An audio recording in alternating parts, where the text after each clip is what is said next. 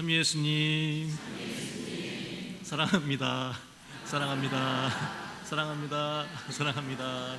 사랑합니다. 예, 이걸 처음 보신 분들은 어유 뭐야 이게 쑥스럽고 이것이 도무지 무슨 행동인가라고 할 텐데, 사랑은 그래요. 사랑은 말로 표현되어야 되는 겁니다. 우리 그리스도인들의 마음은, 하느님의 사랑의 마음은 이렇게 표현되어야 되는 거예요. 행동이 되어야 되는 거예요. 기도하는 것은 사랑이 실천되는 것과 일맥상통하는 것입니다. 먼저 오늘 이 앞에 앉아 계신 귀한 분들 계시죠? 귀한 분들, 또 젊은 분들 많이 계시는데, 예비신자 선발 예식이 있습니다. 과거의 교회는 초기 교회, 초대 교회부터 이렇게 단계별 입교 예식이 있었어요. 그러니까 신앙이 먼저 있는 거예요. 신앙이 예수님을 사랑하는 마음이 있어서 저 성전 밖에서부터 있었다는 것이죠. 들어올 수가 없었어요. 예전에는요. 신앙인, 신자가 아니면 들어올 수 없었어요. 성전에. 그러다가 나중에 단계별로 또 들어왔다가 뭐예요? 성찬절례, 성찬례 때 또 나가요. 퇴장을 한단 말이죠. 이 단계별로 입교회식이 있었습니다. 전례학 시간에 이제 배웠거든요. 이렇게 여러분들도 이제 알게 되신 거야. 그러니까 그래서 단계별로 입교를 하게 되는데, 오늘 이 공동체에 선발되는 겁니다. 이 공동체 안에서 저도 출신 분당이 있거든요. 꼬무니오라는 공동체, 커뮤니티, 그 안에서 선발되는 거예요. 여기서 받아들여 주시는 것을 얘기하는 것이죠. 그래서 오늘 다시 한번 이렇게 축하드리고, 선발된다는 것, 하느님의 사람으로 여러분들이 준비하고 계시다는 것입니다. 그 빛의 길을 잘 걸어갈 수 있도록 우리 공동체가 함께 기도해 주셨으면 좋겠습니다. 마땅히 그래야 합니다. 우리의 기도가 남을 위해서 이루어지는 것이죠. 그리고 오늘 또 이렇게 우리 성인 복사단으로 뒤에 앉아 계시죠? 세 번째 줄에 앉아 계신 우리 눈부신 5분 하얀색 옷을 이렇게 입고 계세요. 그러니까 우리 5분이신 거 맞죠? 5분 정말로 이 제대에서 봉사자 역할한다는 거 엄청 큰 역할입니다. 그래서 매우 떨리고 두려운 일인데 주목받는 일이잖아요. 그런데 여기에 누가 평생 한번 서볼 수 있겠습니까? 쉽지 않습니다. 그래서 여러분들 5분이 정말 오늘 복사단으로 또 하느님의 일꾼으로 또 뽑히시는데 함께 마음 모아 기도해 주셨으면 좋겠습니다. 지난 한 달 짧은 3주 정도 되는 것 같습니다. 많은 일이 있었던 것 같아요. 우리 학생들한테, 참고로 1학년을 함께 동반하는데 학부 1학년 학사님들, 추석방학 나가기 전에 또 훈화로 제발 추석방학 갔다 와서는 병원 외출 가지 말자, 아프지 말자 했는데, 그 말 끝나자마자 그 지난 주간에 월화 목금 병원 외출 갔다 왔습니다. 같이 데리고 나갔다 왔어요. 몸살 감기 걸리셔서, 그리고 또 비염으로, 그리고 또 손가락 때문에 여기 다쳤어요. 넘어져서 계단에 넘어 다치셨어. 깁스를 했어요. 그리고 또 발바닥에 사마귀 때문에 한 네 분 나갔어요. 근데 다음 주 월요일날 또 나가야 돼요, 병원에. 이렇게. 그래서 여러분들, 무엇이 가장 중요합니까? 오늘날에 건강하셔라. 이게 신부님들하고도 같은 이렇게 잔을 할 때 뭐라고 저는 외치냐면, 신부님들 무병장수 하십시오라고 얘기합니다. 건강하십시오. 건강하시길 바랍니다. 이렇게 바쁜 시간을 보내고 있는데, 이제 이 독서 복음 말씀, 오늘 신부님께서 말씀해 주셨지만 전교주일입니다. 모든 민족들을 위한 미사입니다. 그래서 오늘 복음 말씀에 이 마테오 복음의 28장 선교학을 공부하고 왔어요. 이제 선교에 대해서 얘기를 하게 되는데, 이 말씀, 이 텍스트, 너희는 모든 민족들에게 성부와 성자와 성령 이름으로 세례를 주고 또 가르쳐 지키게 하여라. 보라, 내가 언제까지 너희와 함께 있겠다. 이 말씀, 마태복음 28장은 선교학에 있어서 당신 말씀이 바로 대헌장이라고 합니다. 지워질 수 없는 말씀이죠. 그래서 왜 이게 대헌장인가? 라고 생각을 하게 되면, 선교하는 교회는 본성상 순례하는 교회는 본성상 선교하는 교회입니다 라고 1965년 제2차 바티칸 공회가 마지막으로 끝나는 그때에 발표된 선교 교령에서 이야기하고 있습니다. 순례하는 교회는 그 본성상 선교하는 교회입니다.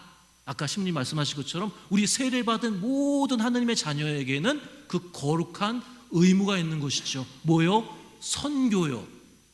근데 선교 어떻게 해야 되는가? 우리가 이제 생각해 볼 수 있죠. 그렇다면 도무지 선교 어떻게 됩니까?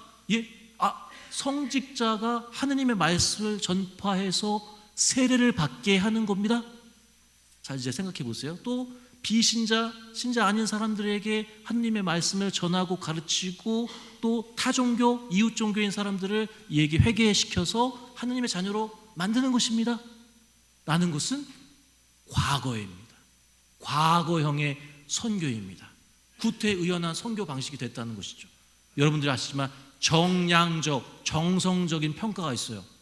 더 이상 그래서 우리는 교회에서 숫자가 아무리 많아도 통계에 허수가 있습니다.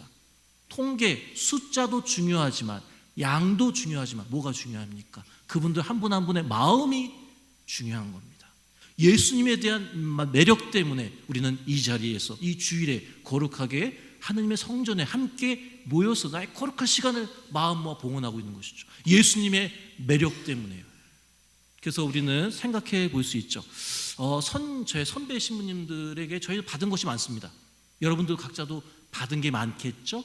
저도 받은 게 많은데 선배 신부님께 식사 얻어먹고 뭐 맛있는 간식 먹고 뭐 여러 가지 베품을 많이 받으면 아이고 감사합니다. 아이 뭐 이런 것까지 다 해주십니까? 그러면 그 선배 신부님이 그 선배 신학생이 신학교에서부터 이어졌어요.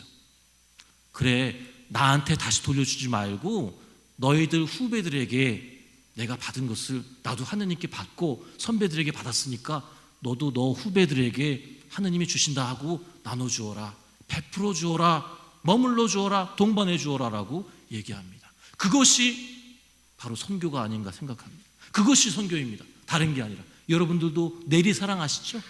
내리사랑과 치사랑 아시죠?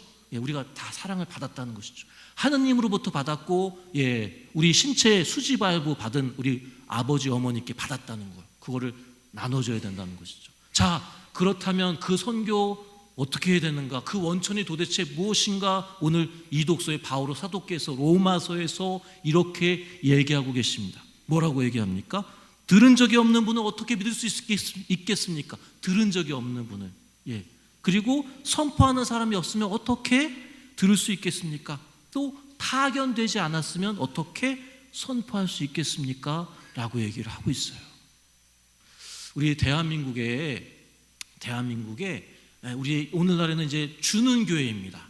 얼마 전에 한국 외방선교회 들어보셨죠? 한국 외방선교회가 해외 진출 50주년을 맞았습니다. 김수환 추기님께서 이렇게 설립하신 외방선교회, 다른 데로 나가라는 거예요. 방방곡곡 다 외방, 바깥으로 나가라는 겁니다. 75년도에 설립됐는데 이제 한국교회는 세상 속에 살고 있는 한국교회는 더 이상 받는 교회만이 아닙니다. 주는 교회입니다. 퍼주는 교회예요.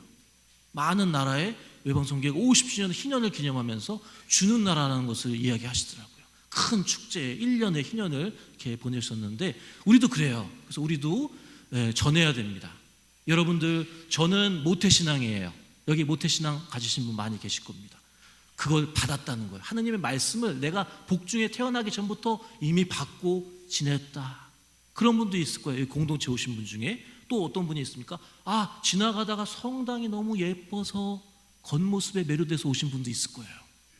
그런데 그 겉모습뿐만 아니라 이제 내가 살아있는 하느님의 말씀의 성전이라는 것을 이제 알고 봉헌하며 사는 기쁨으로 사는 분도 있다는 것이죠. 근데 가장 중요한 건 뭡니까? 하나가 도무지 저 사람은 왜 성당에 다니는 것일까? 그 사람에 대한 매력 때문에, 그 사람이 지닌 매력 때문에 너무 정말 선하고 성실하고 열정적이다. 저 사람은 왜 하느님을 믿고 있는 것일까? 라고 해서 나도 성당에 가야겠다 해서 누가 칼 들이대지 않았는데 가게 되는 거예요. 그런 모습이 아닌가. 그러한 마음 때문에 전 세계에 이렇게 여러 가지 바다를 건너서 여러 대륙에서 우리나라에 해외 선교 나가고 있는 신부님들, 수녀님들, 평신도 선교사분들이 얼마나 많다고 우리가 알 수 있겠습니까? 그분들이 삶이 녹록지 않죠. 그 해외에 진출해서 살고 있는 선교사의 삶을 살고 있는 분들이 많이 계신데 그분들은 뭐요? 언어도 달라요. 피부색도 달라요. 문화도 달라요. 그건 뭡니까? 저도 경험했지만 말이 안 통하면 어린아이가 되는 거예요. 아니 어린아이만도 못하게 아기가 되는 거예요. 아기 취급을 당한다고요. 말 못할 서러움도 있고 눈물도 흘리고 힘들어요. 그런데도 불구하고 그분들은 거기 있는 한 분 한 분의 교우분들을 위해서, 아니 교우분들뿐만 아니라 사람을 위해서 그렇게 살아가고 있다. 함께 동화돼서 같이 살아가고 있다. 그것을 유식한 말로요, 선교학적 용어가 있습니다. 사회적인 순교자다. 사회적인 순교자다. 우리도 살면서 여러분들이 신앙인이라고 해서 내가 핍박받고 뭔가 하여튼 여러 가지 것이 있었을 거예요. 아니 불편할 때가 있었을 거예요. 내가 왜 십계명 지켜야 되고 내가 왜 복음 말씀대로 살아야 하나, 세상 사람들 그렇게 안 사는데, 그것이 바로 우리의 사회적 순교자의 정신이 아닌가라는 생각이 드는 것이죠. 우리도 그렇게 살아야 하는 것입니다. 그래서 오늘 우리 99차 99번째 전교주일을 맡고 있다고 합니다. 전교주일이 99번째예요. 선종하신 프란치스코 교황님께서 이제 지금 일반 hin연을 저희가 보내고 있는데, 모든 민족들의 희망의 선교사가 되어야 된다라고 이제 그 주제를 발표하셨고, 전교주일 메시지를 미리 이제 작성해 놓으신 것이죠. 그것을 알려주셨습니다. 전교주일의 핵심은 바로 희망입니다. 그럼 무슨 희망입니까? 얘기할 수 있습니다. 우리가 살면서 여러분들 이 성전에 지금 들어오셨을 때 지금 실시간으로 나의 고민, 근심, 걱정이 있어요. 그것을 안고 이 자리에 오셨습니다. 물론 그래요. 그것이 한순간에 없어지지 않습니다. 우리는 그것을 다 모아다가 이 주님의 대전에 그것을 봉헌하는 거예요. 그래서 다시 이 전례, 우리가 힘과 에너지를 얻는 전례를 통해서 우리가 하느님의 은총을 받아서 다시 전례 이후의 전례를 생각한다. 전례 이후의 그 경계를 생각한다는 게 뭡니까? 우리 일상의 생활에서 그 힘으로 다시 내가 선포하고 파견된 삶을 살아갈 수 있다는 것이죠. 거기에 근본 원천은 뭘까요? 기도입니다. 기도가 우리 희망의 원천이라고 합니다.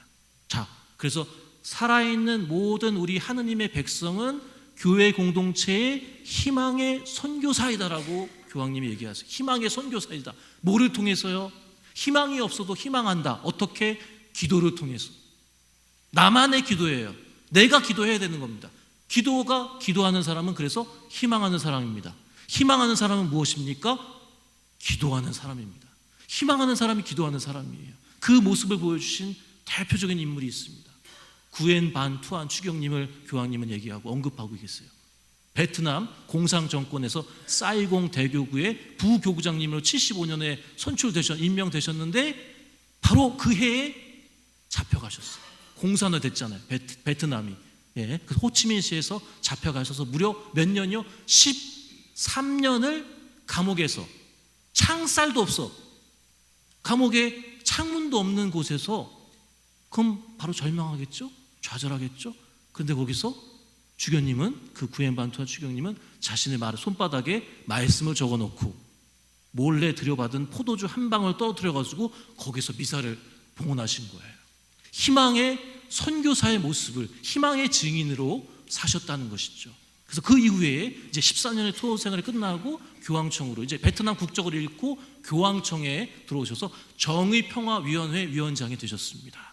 그리고 2002년에 선종하셨는데 프란치스코 교황님은 그분의 삶을 우리의 희망의 증인으로, 산 증인과 선교사의 모습으로 보여주고 계십니다.